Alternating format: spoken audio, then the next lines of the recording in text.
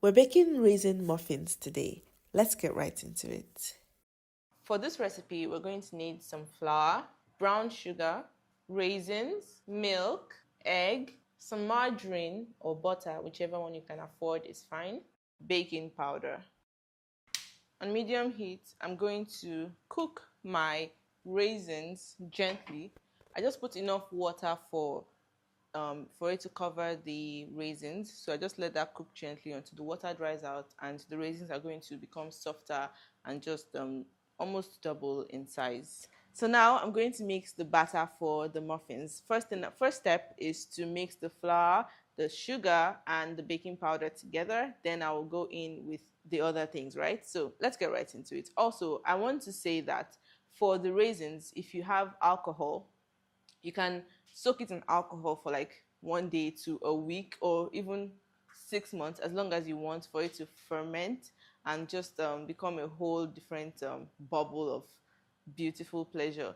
But if you're in a hurry and you still want to make your raisin muffins, you can absolutely do it. And if you don't want alcohol, you can absolutely do that as well. So that's why I'm showing you this bare minimum method. So what I'm doing is just boiling the raisins in water to help them soak up and soften up and yeah, become like a juicy pasty, not mushy, but yeah. So yeah, you're going to see what that looks like. So now this is my sifted flour. I'm going to pour that into the bowl and then I will go in with the margarine.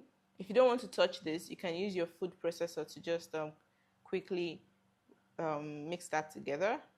So using my hand, so I'm just going to crumble this into the flour till it looks kind of like breadcrumbs.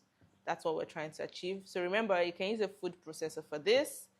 And yeah, so just keep doing that until you achieve the breadcrumb results. So that's it. You can see that that looks exactly like breadcrumbs. And yeah, so this is what we're going for. So I'm going to wash my hands now and come back to continue this process, continue with the recipe. Now I'll pour in the sugar. You can use white sugar for this if you want to. There's really no strict rule. So mix the sugar into that. And then I will slowly go in with all the other ingredients, starting with the last dry ingredient, which is the baking powder. So pour that in. So I'll make a well at the center and pour my egg in there, just to mix that up a bit to avoid any form of lumps. Then I will go in with the milk. So this is my buttermilk. I have some milk there with some vinegar. So whisk that together.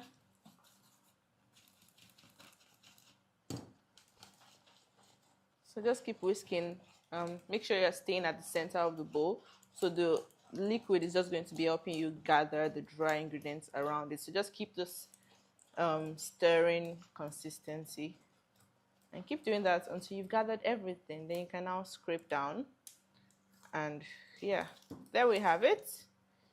That is ready. And then I will add the raisins. So you can see how soft and wiggly they are. So if you imagine what will happen if you soak them up for even longer, right? So that's the look we're going for, so that it's all nice and chewy in the muffins. I'll just pour that into the batter now and just stir it in. Nice. So that's it. One thing to always remember with muffin batters is to not overmix them. So this is perfect. Once it combines, you're good to go.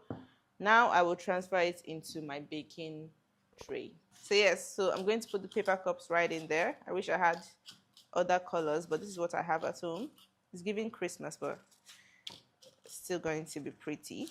So be careful not to make it too full, or else you're going to have your muffin just pour over in a way that you don't like. You want it to pour over, but in a pretty way.